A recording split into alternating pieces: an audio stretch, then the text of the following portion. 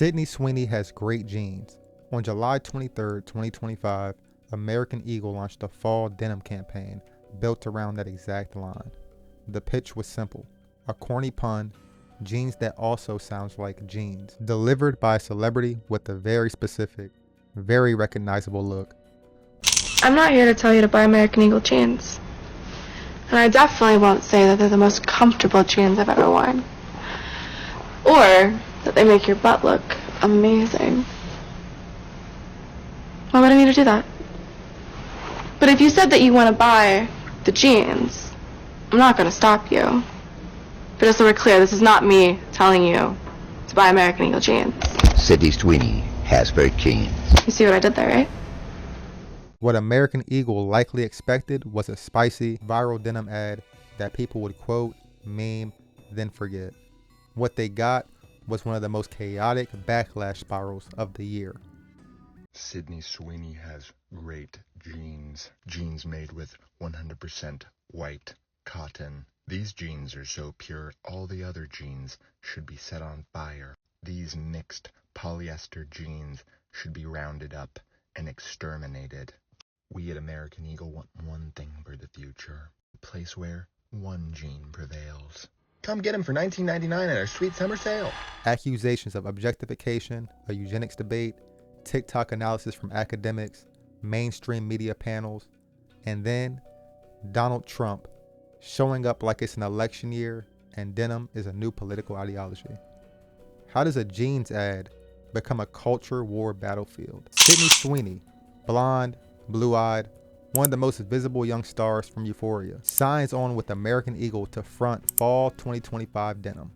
The creative is built to be sexy but smart, with that mid-2000s mall ad confidence. In photos and videos, she's in denim on denim, and then in baggy jeans with a tight white tank top. It's classic, it's glossy. It's also very obviously selling Sydney as much as it's selling denim. And then there's the tagline: Sydney Sweeney has great jeans. On paper, it's a harmless compliment. In practice, it's also a pun that begs people to hear jeans. American Eagle doesn't just allow that interpretation, they highlight it. In one campaign video, Sydney lies back, zips up her blue jeans, and delivers a deadpan pseudoscience line about how genes get passed down from parents to offspring and determines traits like hair color and eye color. Then she caps it off with, "My jeans are blue." The narrator repeats the slogan. The joke is, we're doing the jeans thing, but we're pretending we aren't. It's intentionally corny. It's intentionally wink wink. The vibe instantly reminded people of the Brooke Shields Calvin Klein era. The secret of life lies hidden in the genetic code. Genes are fundamental in determining the characteristics of an individual and passing on these characteristics to succeeding generations. American Eagle's campaign wasn't a perfect replica, but the ingredients were similar, enough that viewers made the connection fast. Famous young woman, jeans, suggestive framing, and genetics language hovering over the entire concept. Then the campaign dropped on July 23rd, and within hours, social media did what it always does when it senses blood in the water. First came the "this is cringe" reactions, then came the real criticism. People locked on to two complaints. One, the ad is hypersexualized and leans into the male gaze. It's not subtle. The camera movement, the framing, the tone. This is screaming, look at her body in denim. If you grew up watching 90s and 2000s ads, you probably recognize the formula immediately. The criticism wasn't that Sydney can't do sexy work. The criticism was that American Eagle, right now in 2025, chose an approach that reads like a throwback to the most basic version of sex sells, while pretending it's clever because it uses a pun. Number two, the jeans angle opens a door that nobody can close once it's open. Great jeans becomes great jeans in public conversation. And then people start asking, okay, great jeans according to who? Because the face of the campaign is a white blonde woman with blue eyes. This is the moment where the word eugenics entered the chat. If you're wondering why that escalated so quickly, eugenics is basically the idea that society can be improved by controlling reproduction, ranking desirable traits, and selecting who should exist. Historically, it has been tied to the man with the tiny mustache, and to racism, white supremacy. So when a mainstream brand flirts with genetic language while showcasing a very traditional beauty ideal, critics can and did interpret it as a modern dog whistle. Even if the brand's intent was just a dumb pun, people went all the way with it. Social posts compared the vibe to propaganda. Should we be surprised that a company whose name is literally American Eagle is making fascist propaganda like this? Probably not, but it's still really shocking. Like, a blonde-haired, blue-eyed white woman is talking about her good genes. Like, that is Nazi propaganda. Think pieces framed it as a deliberate provocation. One writer described it as something cooked up to spread culture war pathogens, basically accusing American Eagle of manufacturing outrage for engagement. That sounds extreme for a denim ad, but the internet doesn't grade on intent. It grades on vibes and subtext. Once the debate becomes, is this coded? You're not arguing about jeans anymore. You're arguing about history, beauty, and power inside a TikTok comment section. And this is why the backlash stuck. It wasn't one critique. It was multiple critiques that stacked, one on top of the other. Some people focused purely on objectification, saying things such as, this is regressive advertising. Others focused on beauty standards. You're selling a narrow ideal as aspirational. Others focused on language. You used genetics and didn't think it would land weird. And then the political crowd saw an opportunity to turn it into woke versus normal people. TikTok poured gasoline on it because TikTok is built for turning a simple idea into a courtroom drama. You don't just watch the ad. You watch someone react to the ad, then someone react to that reaction, then someone educate the audience about the history behind the reaction. And that is exactly what happened here. One of the most cited viral moments was when author and Columbia professor Sayantani Dasgupta, hope I'm right on that, posted a breakdown explaining why phrases like good genes carry historical baggage and how the ad could spark debates about race and politics. That video hit millions of views, which matters because it moved the conversation from this feels weird to here's why it feels weird. And here's the history behind it actually. Once you attach history to a meme, it becomes harder to dismiss it. At the same time, the meme side of the internet did what it always does. People parodied the slogan, they posted selfies in jeans with captions about their ancestry.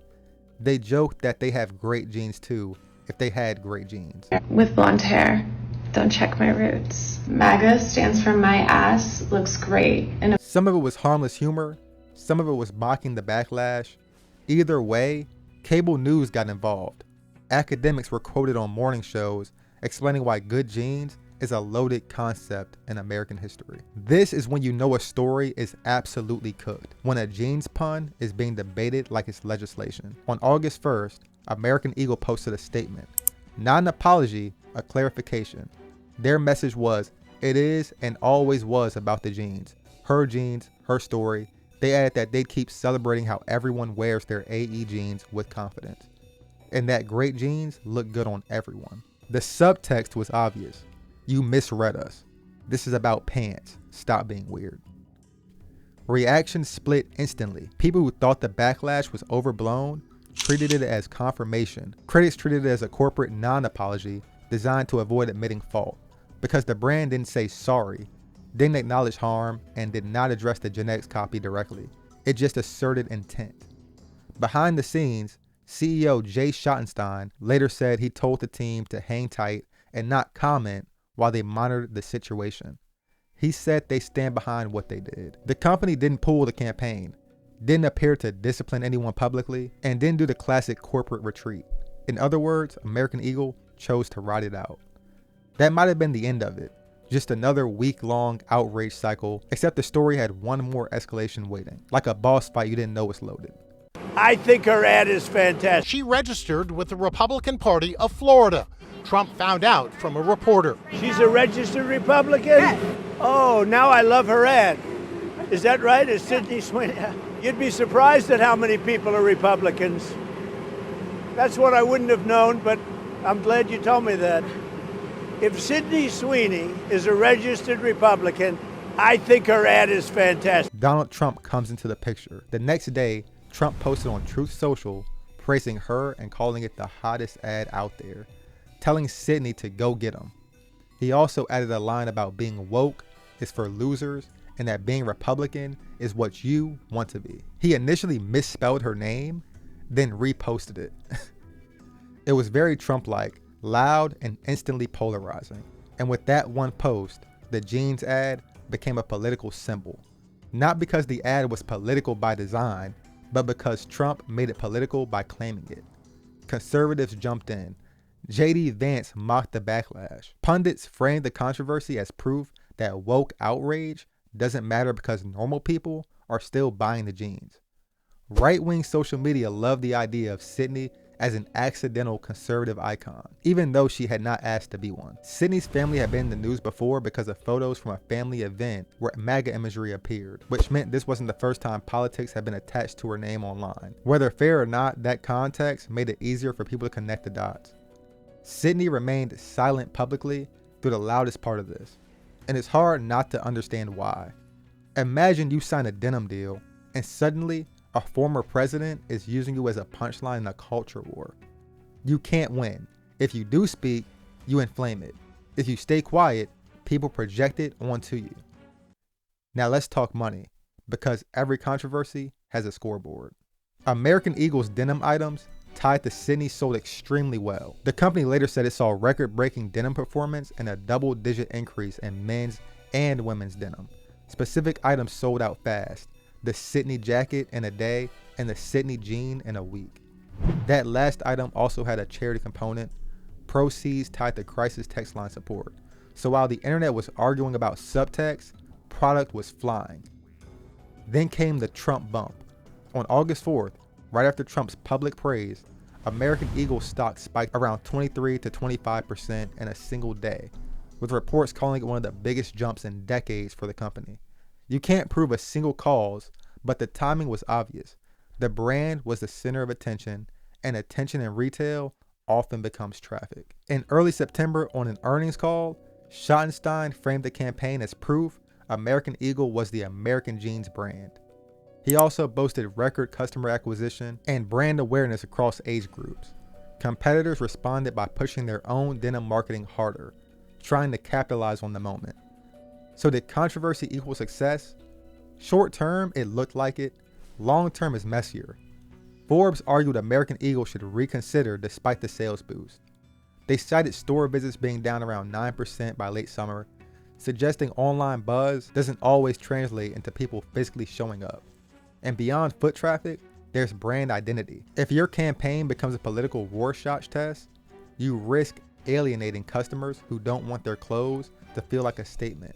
That's the trade-off. A viral moment can be profitable and still be corrosive. Meanwhile, through most of this, Sydney said nothing. No tweets, no Instagram stories, no statement. People speculated. PR strategy, contract restrictions, a desire not to amplify the story, or just refusing to validate a debate she never wanted. But later, she'd admit the silence wasn't cause-free. In November 2025, she addressed it briefly in an interview. We're sort of talking around this American Eagle ad right now, and maybe we should just talk about it. So, were you surprised by the reaction? I did a jean ad. I mean, the reaction definitely was a surprise, but it was, I love jeans. All I wear are jeans. I'm literally in jeans and a t-shirt like every day of my life. Her tone was basically, I did a jeans ad, I love jeans, I wear jeans.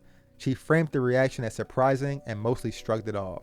In December 2025, she went further in an interview with People. This was her most direct response. She said she was surprised by the reaction and that she didn't support the views people attached to the campaign.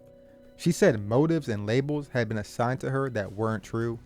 Most importantly, she acknowledged that her silence widened the divide instead of closing it. She said she was against hate and divisiveness and hoped for more focus on what connects us. She also described Trump's involvement as surreal, which is the only word that really fits. Because if you're Sydney Sweeney, you didn't sign up to be a political prop. You signed up to sell denim. By the end of 2025, her career hadn't collapsed. She was still working, still doing press, and still landing roles. The controversy didn't define her professionally, but it did become a case study attached to her name. This saga is a perfect example of how meaning gets assigned after a brand lets a message into the world. American Eagle thought it controlled the joke, but it didn't. The internet heard jeans, connected it to beauty and history, and built a full narrative. Then the political machine saw the narrative and weaponized it. Then the market saw the attention and priced it in. It also shows the modern advertising trap. Brands want viral moments. Viral moments come from emotion comes from tension, and tension comes from stepping near cultural fault lines. If you're not careful, you don't just spark engagement, you spark a fight that you can't control. And that's the real story here. Not whether the ad was secretly eugenics propaganda, and not whether everyone was overreacting. The story is how quickly a simple slogan can become a mirror for whatever people already believe. So what's the legacy of Sydney Sweeney has great genes? American Eagle got relevance and revenue. The internet got its outrage and memes. Politicians got a new toy to throw. And Sydney got a crash course in how fast a brand deal can turn to a headline you never asked for. In 2025, nothing exists in a vacuum. Not ads, not jokes, not puns, especially not puns about genetics. If you enjoyed this breakdown, like, subscribe, and let me know what controversy you want next. And remember, do whatever you want in this life, just don't build your campaign around a slogan that can be misheard as a biology lecture. Peace.